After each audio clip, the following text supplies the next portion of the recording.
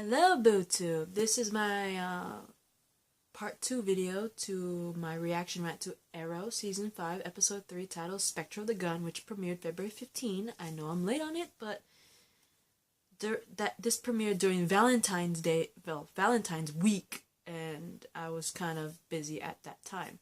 Anyway, I was hoping to put this all in one video because I did record a video for this particular episode.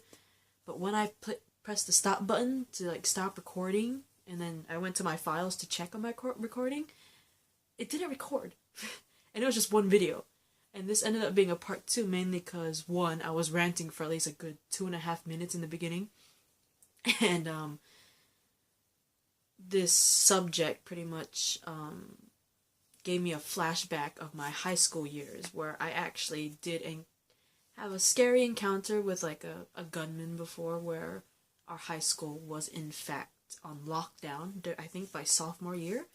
I know it was in my beginning years. It was definitely not my senior year. I highly doubt it was my junior year, so I'm leaning toward my freshman or sophomore year, mainly sophomore, because a lot of shit just seems to happen my sophomore year. But anyway, yeah, it pretty much, we had a lockdown, and if you want to learn more about it, watch part 1. But anyway, back to the episode. Renee and Curtis find out that Edlin's next target is a hospital, and they tell Oliver, who cuts his meeting with the city council lady, cuts the meeting short, and instead of confronting Edlin in the hospital as Green Arrow, he confronts him as Mayor Oliver Queen. And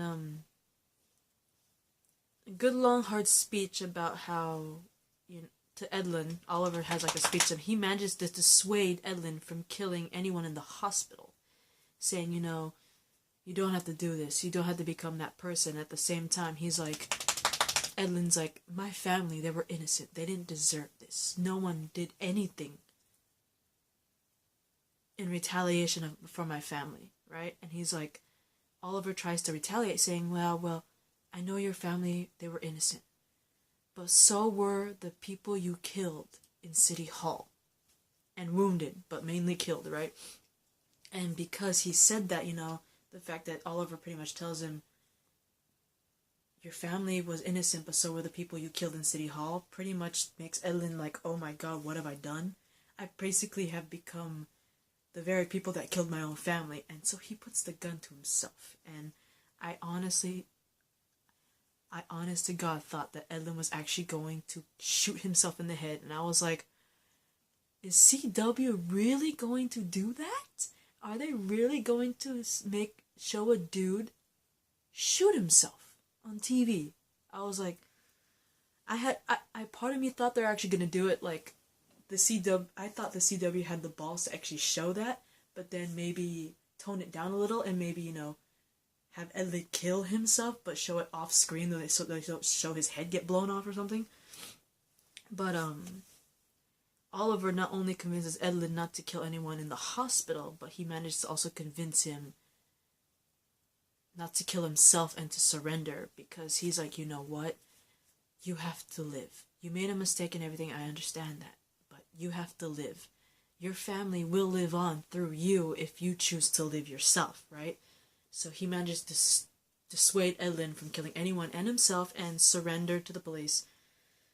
And I thought that was a beautiful thing to see Oliver deal with that situation as mayor and not as a vigilante. That it's a good breather. You know what I mean? Because Oliver not dealing with a situation without hitting people, fighting people, or shooting people with arrows. You know what I mean? He's handling the situation with words, and I thought that was refreshing.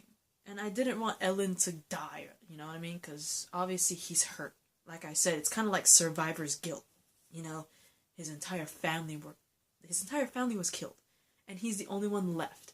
So in a way, it's like survivor's guilt. And if I was in a situation, I'd probably have survivor's guilt too. And in the first video, I had mentioned some people who deal with survivor's guilt, some of them deal with it in different ways, and unfortunately one of the ways people deal with it is taking it out on everybody else, because in their heads They're the only ones left. They have survivor's guilt. What more could they lose, right? That's their mindset, and that's unfortunate. Like, majority of the people go down that road, and unfortunately that's what James Edlin went through. And I'm just glad he didn't die. You know what I mean? I'm glad he didn't die from police officers trying to stop him, or he didn't kill himself, you know what I mean? I'm just glad that it was handled the way it was. Anyway, Oliver, who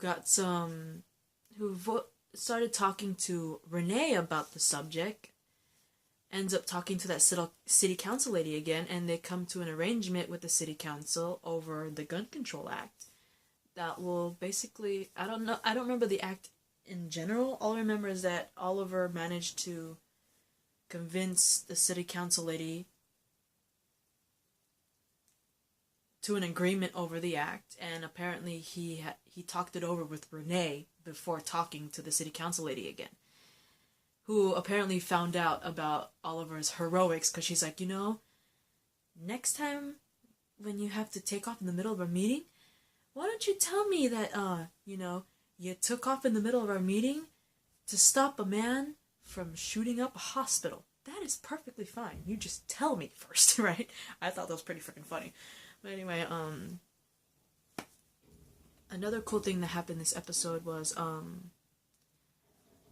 John Diggle and Dinah Drake actually bonding a little, because, Dinah, she's trying to build a new life in Star City, you know what I mean? Because, of course, she had a falling out with her life after, the loss of her partner, who apparently, I believe, was also like a lover, apparently, because apparently they hinted that they were closer than just partners on the force. And, her getting powers and pretty much becoming a vigilante all on her own. She's trying to pick up her life and have a normal life, but she doesn't know how. And she ends up having bonding moments with John, because John is actually, trying to help Dinah out. Dinah even mentions that she had her eye on this studio apartment, but she's afraid to get it because she doesn't know how to return to a normal life. And with some convincing from Diggle, she manages not only to sign a lease for that dream studio apartment, she enlists herself to become a cop in the Star City Police Department, which I was like, yay, she's picking up her life again. That's beautiful. I like that. Anyway, the rest of this video is most likely going to be talking about the flashback, which is literally all Renee, aka Wild Dog. Apparently, 16 months ago, Renee did have, in fact, a family. He actually had a wife and a child, his daughter, whose name is Zoe, right? And apparently, his wife is a drug addict. And they were getting into an argument, and of course the daughter's there, and it's like, you know what? We'll deal with this some other time. And he takes his daughter out to, I want to say, a hockey game? And when they get back, they notice that the house is in disarray, right? So he's all telling his daughter, Zoe, get into your pajamas real quick. Go to your room, go in your pajamas. I'm going to go check if your mom's okay. And turns out his wife, the addict, is pretty much held at knife point. His wife is held at gunpoint by who I'm assuming is his wife's drug dealer. And the reason why he's there is because apparently Renee's wife, like I said, she's a drug addict, apparently owed her drug dealer some money from her last high. And he came to get it, right? And Renee's like, hey, calm down. See that safe right there? So he points at a safe nearby. He's like, see that safe? We have the money. Just tell me how much you need and I'll get it from that safe and I'll give it to you, right? So the dude tells the money, how much he owes, and Renee starts slowly walking to the safe, right? As he's about to, open it, unfortunately Zoe comes out. And because Zoe came out, there's a scuffle between the wife, Zoe, and of course the drug dealer, and Renee tries to run in there and he ends up getting shot.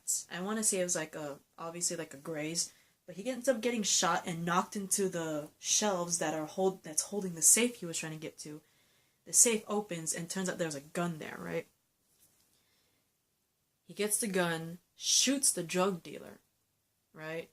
But as he's as the drug dealer is falling, the gun in the drug dealer's hand goes off. And I honest to God thought that that bullet from the drug dealer's gun hit his daughter Zoe. I honestly thought it did. But it turns out, Renee goes over to his daughter who's just standing there, checking to see if she has a wound. She turns out to be okay. And then I was like, oh God, it's the wife, right? And sure enough, they both turn around. The wife is there dead on the floor. And I was like, oh. And to make matters worse, apparently because the death of the wife, which was caused by her drug dealer, and the fact that Renee shot the drug dealer down with his own gun, from what I'm guessing is the reason, Zoe was taken from Renee and transferred to foster care. And Renee was prohibited from ever meeting her because they said that's not a safe environment for her to be in, causing her to angrily throw the phone. But as that happens, he sees the TV news report of Green Arrow killing Damien Dark with that little army of people saving Star City and everything, and that's when he sees his hockey jersey thing, which is a wild dog, and the mask on his couch, and pretty much decided to start being a vigilante. And so when I saw that, my heart instantly broke for Renee. I was like, you've got to be effing kidding me. That is the saddest shit I've ever seen in my life. For real right now? So, toward the end of the episode, Curtis tells Renee that he looked up Renee's background story. Because, Renee's been dropping a lot of hints about his past, about his dark past, right?